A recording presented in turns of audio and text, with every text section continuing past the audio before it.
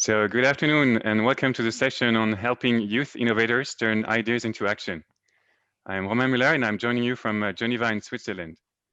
I'm working as EU Project Officer at CERN and I will be your host for the next hour. I am joined by a distinguished panel that you see now on screen. And after some introductory statements, I will have the pleasure to welcome them and let them present themselves. So first, thanks for joining this session. And just also to know where you're coming from, can you just drop the country you're in the chat so that we have an idea and we can relate to the reach that we want to have for this session as well. So this session is actually headed Sustaining Open Innovation. And we will look into two particular aspects of this Sustaining Open Innovation, kind of a headline we have for this session today. So first is how to inspire young innovators in delivering the solutions that are needed to reach the SDGs.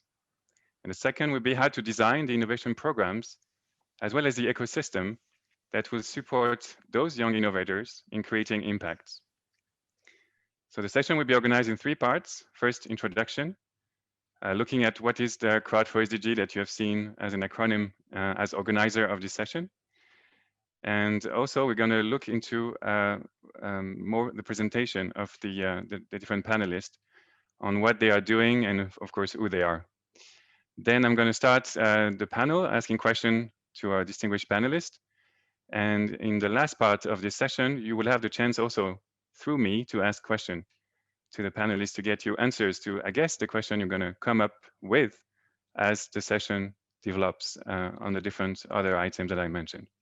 So just to address the topic of helping youth innovators turn ideas into action, we have gathered for you a panel which is covering different initiatives, different continents, different environments of innovation, and also covering the different pillars of the trialogue, meaning international organizations, the academic sector, as well as the private sector. So we are very proud and happy to have gathered these 6 distinguished panelists. And what we really want to share with you is to take you backstage, because most of them have been involved in innovation program, especially for youth, and they have been also jury members.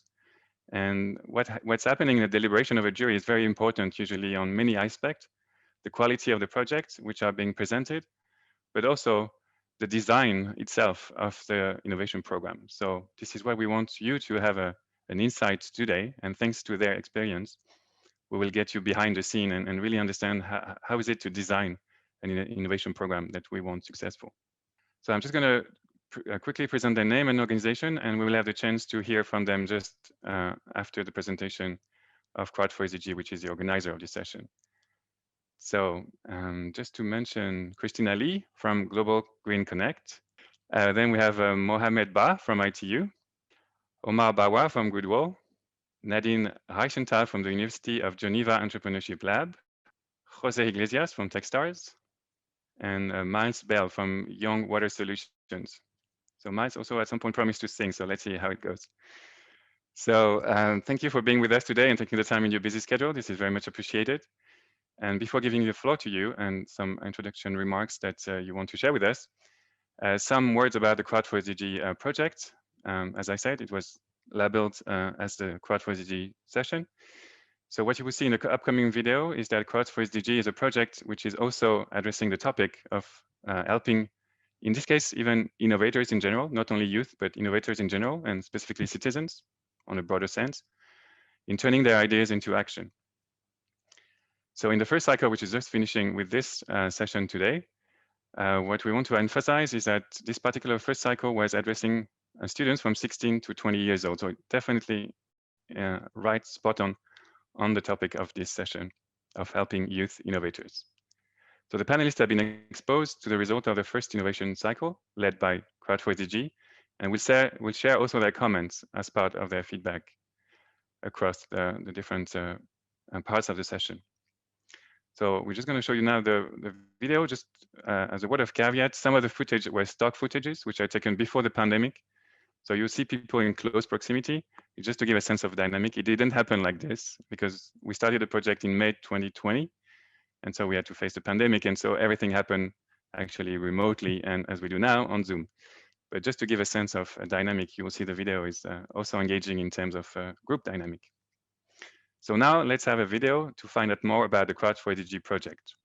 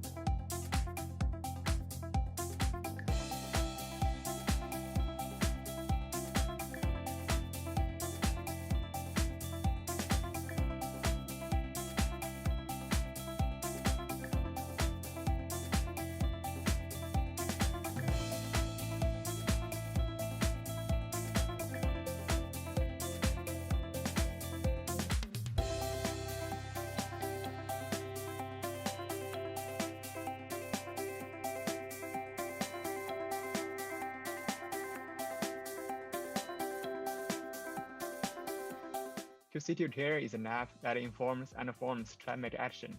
Its basic function is to visualize specific outcomes of climate change on a map application. People in general are insensitive to the weight danger of climate change and therefore lack the motivation to make changes.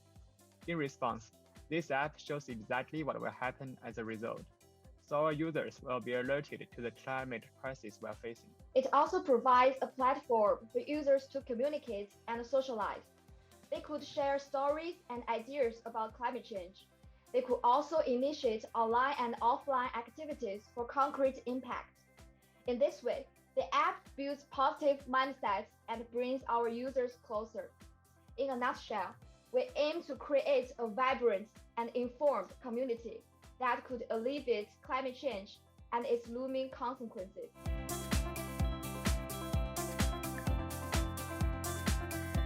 Hi, we're Well Yes, a well water monitoring system that works towards providing access to clean water for rural communities across India.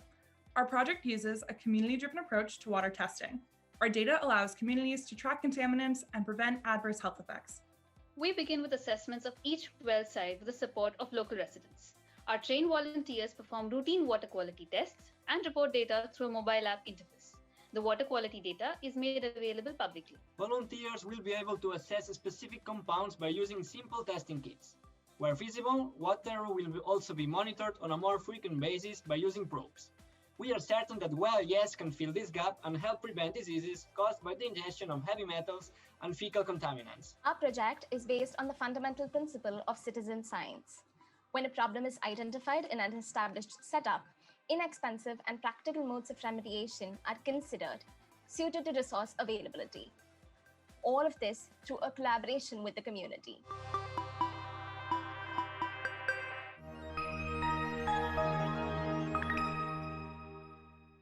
So that was to set the scene for the Crowd4SDG project, which we also want to use as a fil rouge for the session. So let's see how our panelists will manage this. This is one of the challenges I have for them.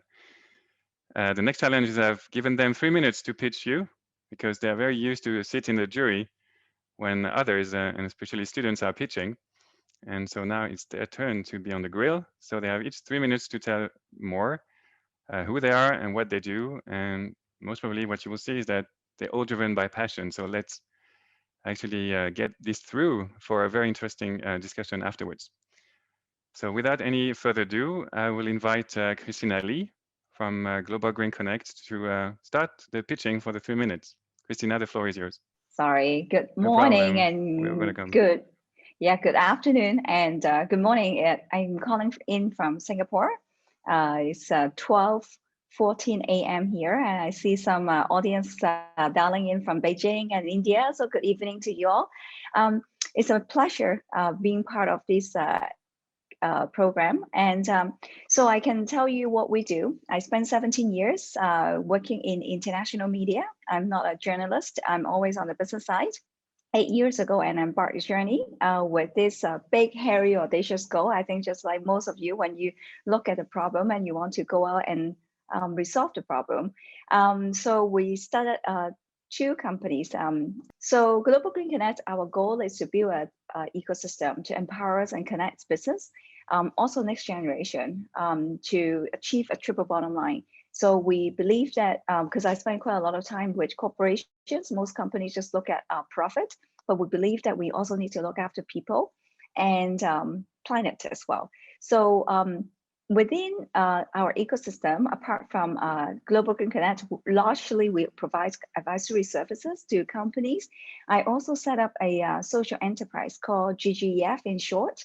The full name is Global Green Economic Forum. So I think it's a hardworking project for us. It's a purpose-driven social enterprise that we focus on empowering young people and also women eco warriors in our ecosystem to support all the SDG goals. We are not inventors, we are facilitator. So it's very important for us to really promote collaboration. But this project is also very fun, especially when it comes to the young people portion. We have been taking some of our income and put it back into the students program in the region that we sponsor our young people to attend international events and expeditions. I think what make young people really excited is when we sponsor them to Antarctica. So you can see that what we call them our youth ambassador. So we run program or competitions, with university and some organizations here to sponsor really outstanding youth, because we believe that one outstanding youth, when you empower that person can influence 1 million or millions. And this program has been proven to be very successful because we have our youth ambassador come back that they are making impact in finance, in media, in entertainment industry. And also we launched a award called Women Eco Game Changer Award in Asia since 2017. Is an award that we give recognitions to women who use innovations to improve or create positive impact in social and environment. So we don't look at how big the company is, we don't look at how famous that individual is, but we are more looking at the impact that person generates. And the reason why I'm not a feminist per se, but I think, being female entrepreneur myself, I see there are a lot of hurdles, especially in sustainability business. So I just thought that it's a great way to celebrate and empower women. And we have a very nice community in the region now, so that we really work very closely to help each other. So while we are talking about youth and women, I think what is really exciting is my participations with Open Geneva and also Open Tsinghua in the past couple of years that really inspire me to think about why SDG education is so important. I think the SDG Open Hack is an excellent program. I always get inspired by you young people when they go into the program and come out from the program, whether it's long or short. So we are bringing the program working with Open Geneva and University of Geneva and UNITAR to bring Open Singapore to Singapore this May. So this is something I'm really, really looking forward to. So thank you very much. Yeah, thank you, Christina, for sharing these slides and for staying so late to join this panel. So thanks a lot for this. So just now pass the floor to Mohamed Ba from ITU. Mohamed, it's your turn. Hello, everybody. It's a real pleasure to be here. And I'll just tell you a little bit about myself before I get into what I do. I am a recovering technology addict who is trying to be an ecosystem builder. And why a recovery technology addict? Because I spent 18 years working for the big tech companies and in the Valley and throughout the US. And one of the things that always fascinated me was how we can actually use technology to actually drive economic growth. And about 6 years ago, I joined the ITU. And for those who don't know the ITU is the UN specialized agencies for the ICTs. It's actually the oldest UN agency in existence because it's as old as the Red Cross. And the ITU has one mission, which is to connect everybody and to connect them connected, but not only to connect them meaningfully. And at the time, one of the things that was really dear to me was to really help countries build their what we call that ICT-centric innovation ecosystem. And what it means is that you have a lot of countries, especially in the developing world, even in developed countries, you'll find that they do have an innovation ecosystem that support entrepreneurship and innovation, but they really don't have all the right ingredients, right? So our study shows, for example, that maybe you have about 33 countries only who have a strong entrepreneurship ecosystem, combined with an innovation system, which is your all science academy and where everything comes from, and then to the technology ecosystem. It's the intersection of these three ecosystems that really drives economic growth. I want to tell you a bit of a story. It was about 5 years ago. I went to a place called Sarandra in Albania. And I met a really young person called Sarah. And Sarah really had everything she needed to really succeed as a young person. And when you ask Sarah, Sarah was always saying, well, just blaming everybody but herself.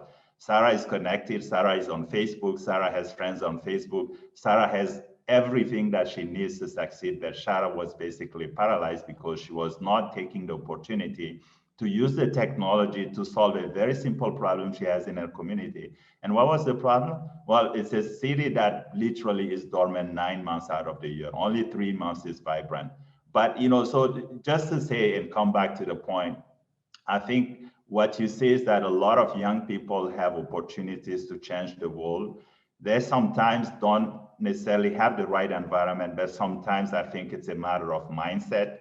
And so my day job is to help countries on a daily basis, to go to them, to understand what they have in terms of their ecosystem, to help them build program policies, whether that's a startup act, whether that's a very specific program to build incubators, accelerators, or whether it's to turn some universities into entrepreneurial universities, or to establish cross-country, what we call ecosystem accelerators, right? Not an accelerators or solutions, but this is my job and I love it. And on a daily basis, I find so many interesting things.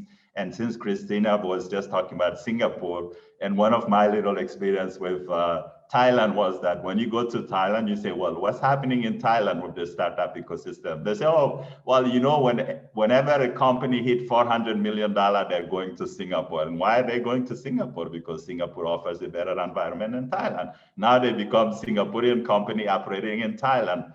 So at the end of the day, what I'm trying to figure out is how do we unlock every community's potential to use digital technologies to basically drive economic growth? Over to you, Romain. Thanks a lot, Mo. And I've been Jose like nodding like many times. So there's some echo already happening within the panel.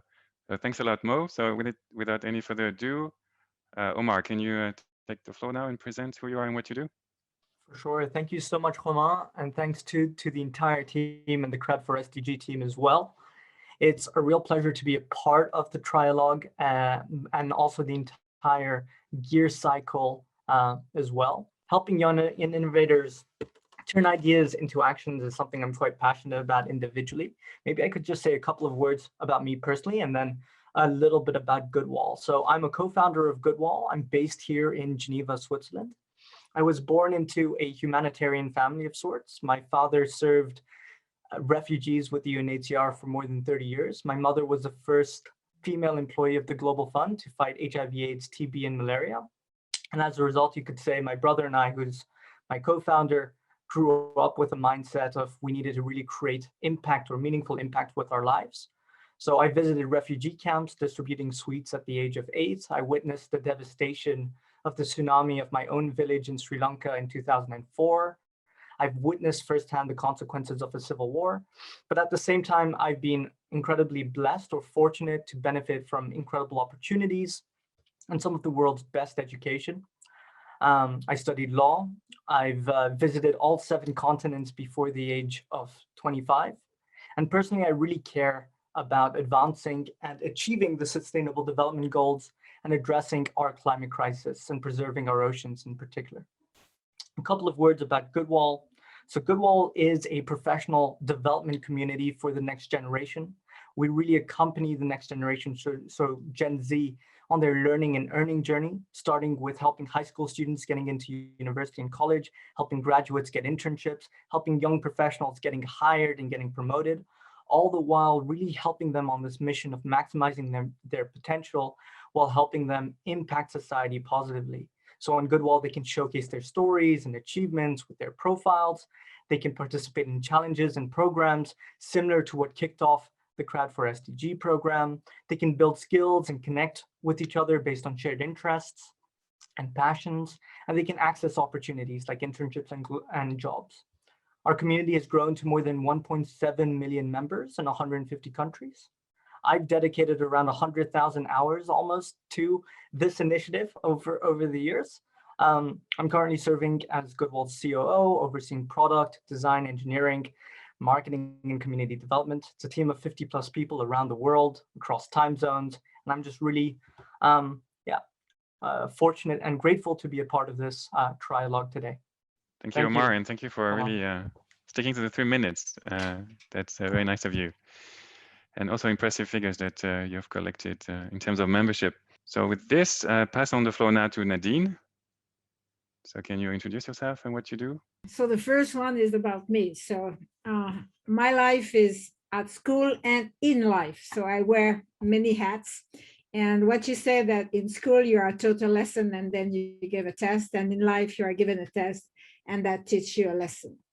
So a part of one of my hat, I am the co-founder of Grand Entrepreneur, which is innovation and entrepreneurship program for teens. So we help kids from 10 to 18 to look around them, check what is not working, and we help them to develop solution from idea to project and from project to reality. They can work on their own project. It can be something which is creative or something which is NGOs. So we have around 1,000 students that work on this project every year. And here you can see something we developed for hospital, children thinking about children hospital, and they just go and see what's missing, and they go and they will help them to develop project for the hospital. We just launched in Geneva the Entrepreneurship Laboratory, which is a place where we will teach, train, and coach entrepreneurs. It will be something that will be a no-tech, low-tech, or high-tech project. It can be any type of project. So we're just starting 3 weeks ago, and it will develop in this Geneva area, where I developed the same kind of accelerator at Lausanne University. What we think about the making of entrepreneurs, so we help people to be from a dreamer to a maker, to an innovator, and then to an entrepreneur. So you can continue in what you want. And what we are adding now from the regular part of what was the desirability, viability, and feasibility, we just had now the sustainability, which is the way where we can use less raw material, less resources, and to be following the sustainable development goals. So that was something I wanted to share with you. And half of my time when it's not COVID, I am working for the ITC International Trade Center, where we develop a digital project for sub-Saharan African country, and we work in 12 countries. That's what I do, and we were working for Burkina Faso and Kenya this morning. Yeah, thank you, Nadine, and thank you for sharing all those insights and for keeping the time, another 3 minutes. So thanks already for this. So just moving on, we're getting to the full round of panelists with 2 to go. So Jose, can you just take the floor, and then Miles will close the round. Hola, everyone. Good morning, evening, night for some. I'm Jose Iglesias. I'm joining from Spain, if you haven't guessed yet, specifically from Galicia, which is my lovely hometown. Like Romain is just already rolling his eyes because I always talk about Galicia. So a little bit about myself. I am a frustrated mechanical engineer who has never worked as a mechanical engineer one day in my life. Because when I was at university, I just started dreaming, as Nadine was saying, right? And having different ideas. And I became a founder myself.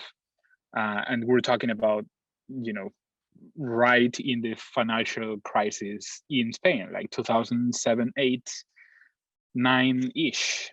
So I co-founded a couple of companies, nothing too fancy, but ultimately, you know, it was early days of this startup buzz, at least in Europe. So there was no community around me, right? Not support community. So I built it myself, right? So that's what I was nodding to Mohamed, and the importance of having that support community around you. So I ended up just moving out of Spain and trying to find new opportunities and learning. So that's one aspect that I'm obsessed with, right? I immediately started working towards building communities and building ecosystems and making sure that, you know, the next generation, if they want to leave their country and their hometown, it's one of the many choices they have. It's not the only choice they have. So TechStars, real quick, we are an investment firm from the US. We started back in 2006. And basically what we do is we invest in some of the best founders in the world. So we do that through accelerators. So we run 47 accelerators in many countries in the different continents. And so far we have invested in about 2,500 companies. Market cap is around 40 billion, more or less. And we find that we invest in them. So we give them capital, literally, but ultimately that's not everything, right? So we make sure that we surround them by support from mentors, from corporate partners, from talent that they can hire. And another thing that we do that is basically the team that I run at TechStars is called Community, right? And that's a team that is supporting over 700 cities every year to try to build those communities. And some of the tools that we use is educational programming. So we run programs like Startup Weekend and Startup Week is focused on aspiring entrepreneurs and bringing that education plus community support so they can take their ideas and turn them into real things. So that's a short pitch. Thank you, and perfectly on time. So of course, we can tell you used to this even without any slide or nothing. So, and hello to Galicia, and I've seen some comments from Galicia in the chat, so I'm sure you'd be delighted to see them. Miles, last definitely not least, can you share also who you are and what you do? Yeah, absolutely. Hello, everybody. So since we did our sound check earlier, it started hammering down with rain here in Brussels. And also I've learned that there is a piano being tuned in the next room. So excuse any noise from there.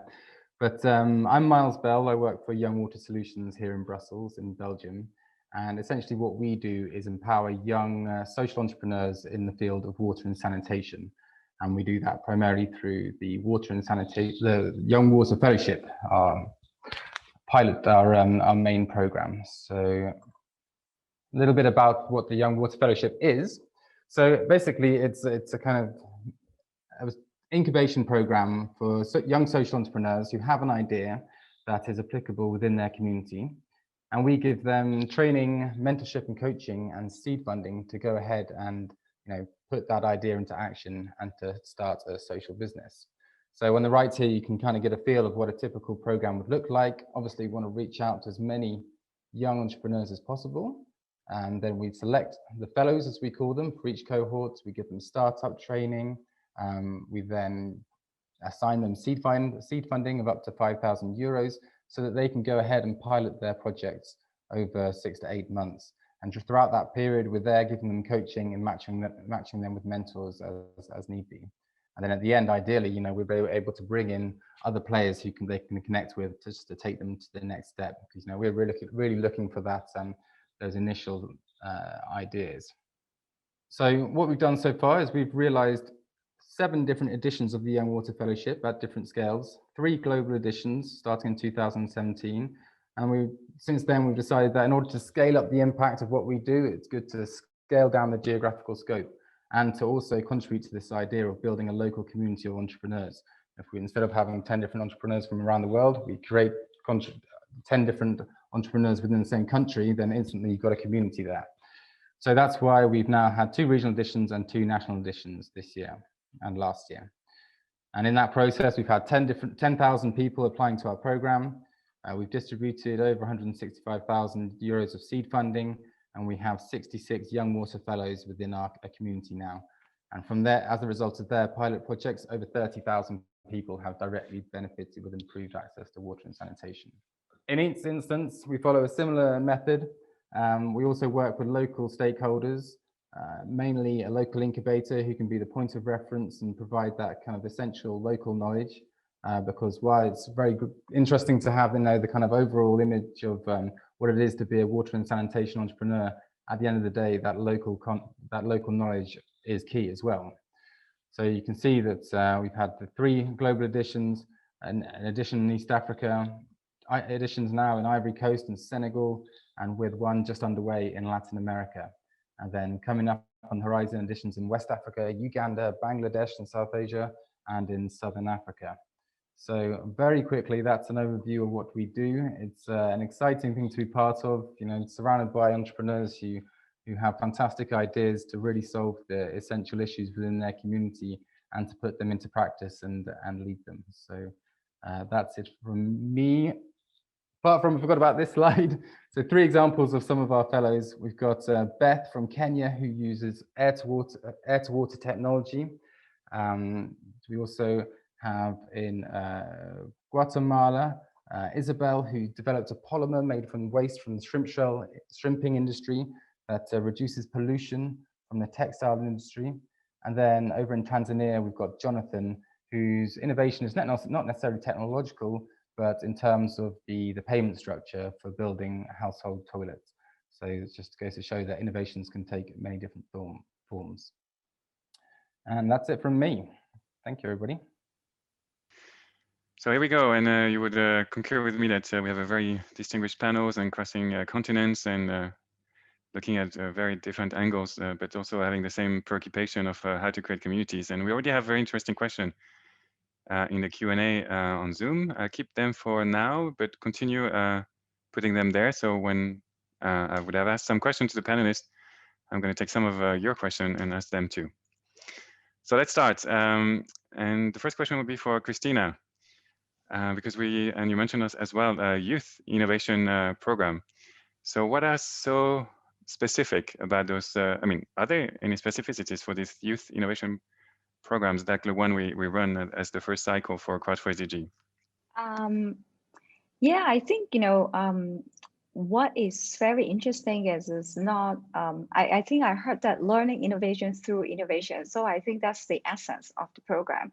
And I think that makes it very unique because in Asia, I can only say that, we see a lot of SDG related program, but they are more passive. So it's more like, I'm coaching you, I'm telling you what to do, or this is the program you come to participate. Whereas this program is, you really stimulate students, to think about the solution. And you also give them the opportunity to really dig deeper by themselves. And through coaching that they can really take the projects to another level, in particular those 2 projects that showcased earlier. So I just really feel that it's very, really special. More importantly, it's like we see how the young people transform through the program. I think, I sit on a few judging panel, whether it's in Tsinghua or through the Open 17 summer program. I just see how they can leapfrog, whether it's 24 hours or over a course of 4 or 5 weeks. It's just amazing. Yeah. So I guess very rewarding as well. So yeah, for me, it's very rewarding. I learned so much from the young people, and I think it's quite different than working with corporations, and we can see through the lens of young people, and it's all more like helping us to imagine the future through our future leaders. Yeah. Yeah, very good point.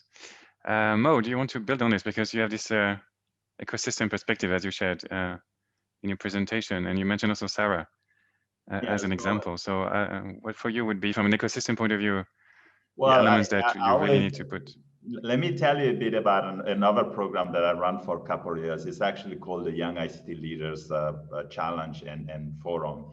And there we actually do a challenge where we look for young people with a very specific age, 18 to 35, not 25. And we're looking for them so we can basically help them understand that the resources that they don't have in their communities and how they can tap into these additional resources.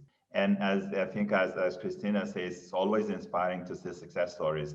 There was coincidentally another Sarah who was actually, dream was to help refugees. Basically, every refugee get an education, or every refugee actually become an astronaut. And she basically ran very specific workshop to help them talk about STEM, etc.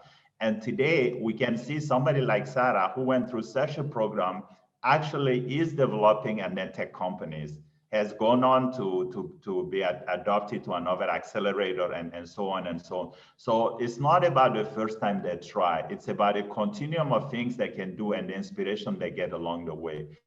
The only things we have to watch out for is the hype that sometimes we create around entrepreneurship and innovation, because not everybody can be an entrepreneur, not everybody can be an innovator. Even in the most prolific ecosystem like Silicon Valley, maybe maximum 6% of people are entrepreneurs. Everybody else works for the entrepreneur. So we just need to be able to manage the hype versus the reality. Yeah, thanks a lot for these very insightful remarks as well. So now moving in, you mentioned like the success story of another Sarah who made it up to creating a medtech.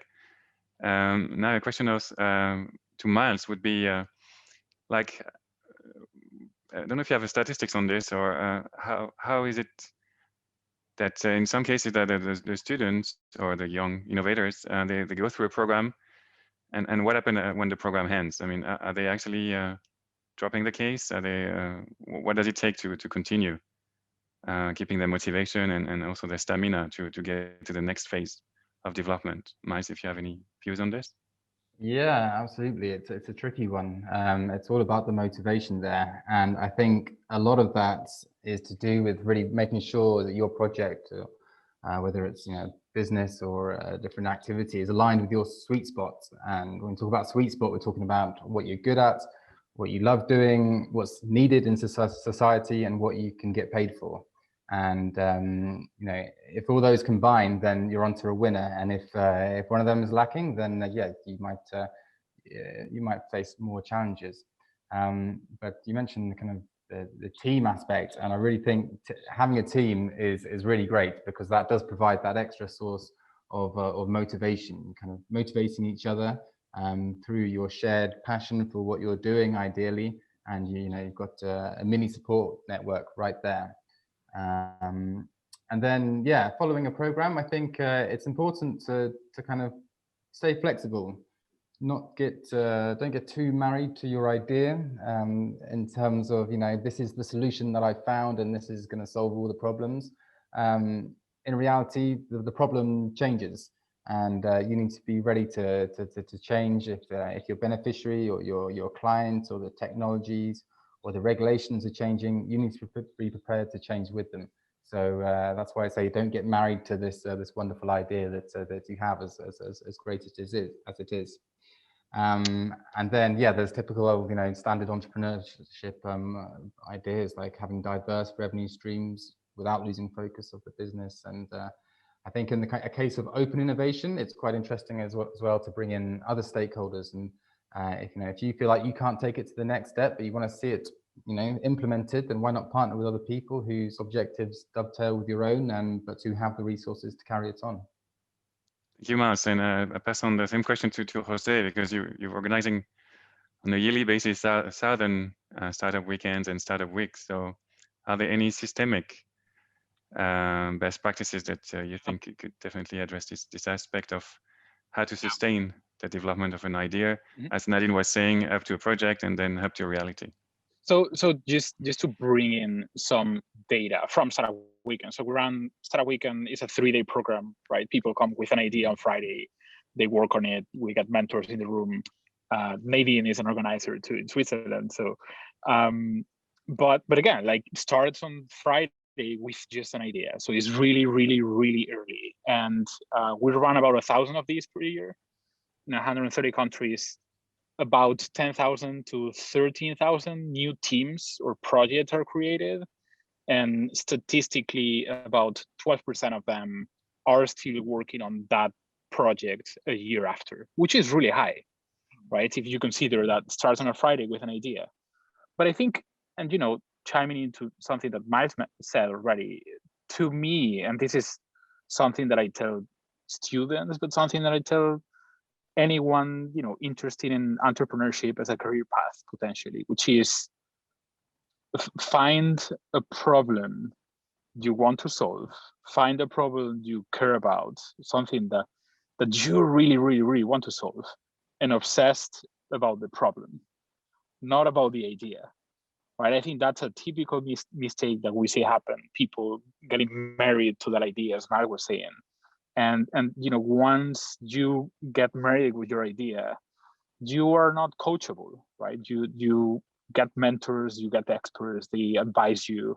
And because you're so in love with your idea, you just continue working on your idea, right? So, but if you obsess about the problem, and that's ultimately thinking as putting on my investor hat, like the best founders that we found is they are obsessed about the problem, right? And you see the idea changing over time, changing as they go through the accelerator, changing as they get feedback from customers, right? Because they're not married to the idea. And sometimes we literally invest in teams that when we invest in them, they have one idea, but we really like the team. We like the founders. They have the good dynamic between them. They have a great background. And they are obsessed about the problem.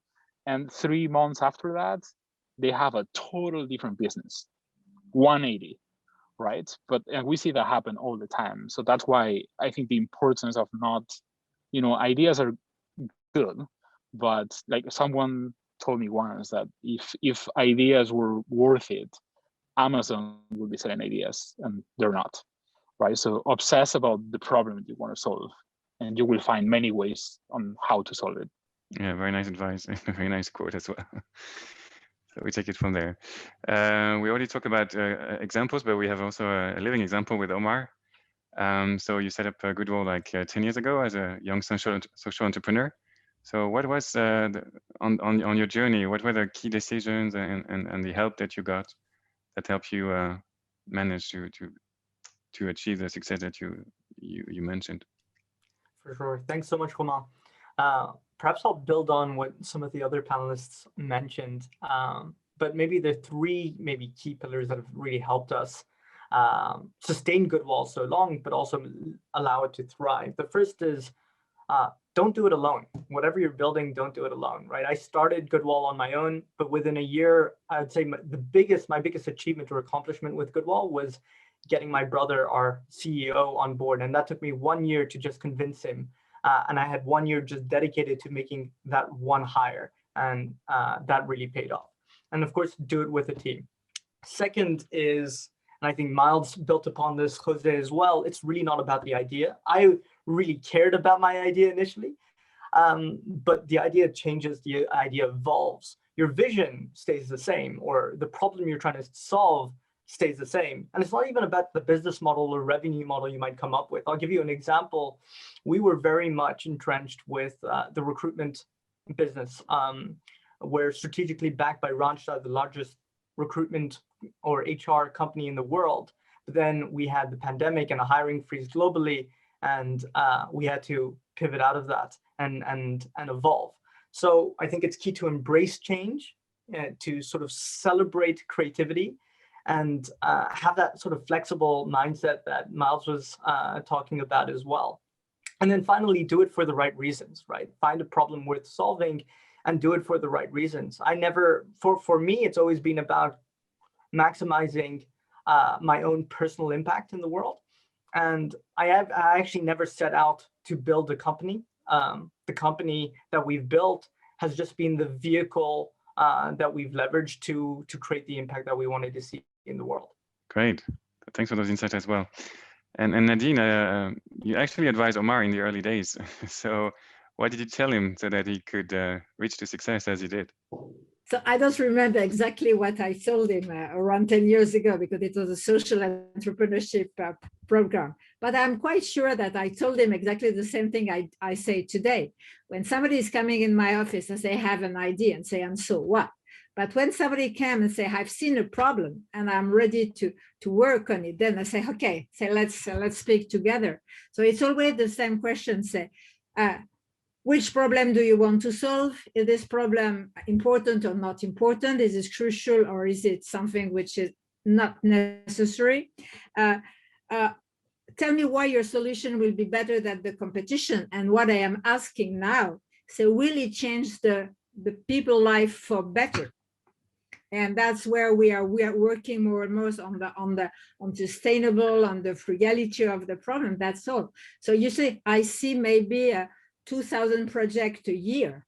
And on this one, as Jose said, we have maybe 25% of this project that will be successful and that will be there 3 years after. So in the accelerator, we had a very high rate of 75%, because the first 2 months, I am just against everything. I don't believe you. I don't think it will be working. Come back with 50 customers that are ready to do that. So I am always against everything they are telling me. And Omar, he knows that.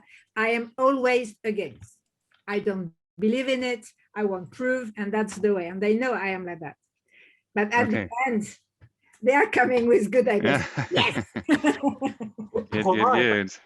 If I could add to that, one other thing that really helped, especially during the early days, but without which we wouldn't be where we are today, is when I just got started. I just started university at the University of Geneva. I was pursuing law there, and I participated in the first Male Idea competition for the Global Entrepreneurship Week. It was the first edition of this, and by participating in that and receiving feedback from a panel like the one that we're at today, and also like the one provided by Crowd4SDGs, and receiving recognition from them, gave me the confidence to really pursue the idea much further, even if it might not have been the best idea. It might not have been it gave me the confidence to pursue it further, without which I would not be where I am today, for sure.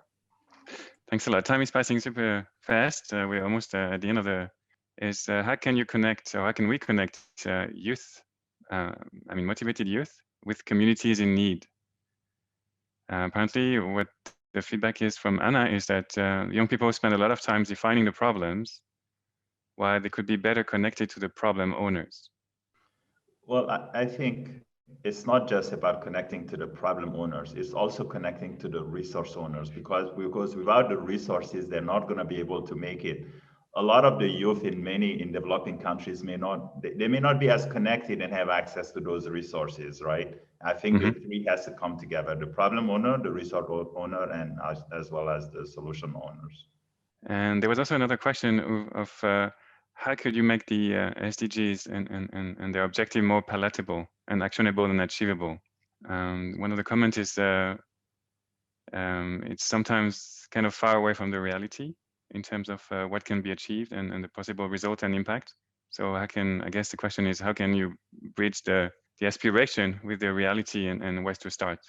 So I like Warren Buffett quote. He said that someone is sitting in the shade today because someone else planted a tree a long time ago. So, you have to start by something. Solving a problem, you have to solve small problem, and then it will come bigger problem. But you cannot solve something just like that. You have really to be sure that you can solve a small problem, and then you get bigger and bigger. I see people wanted to change the world, and my team, they say, I want to change the world. Say, okay, do you want to change the world?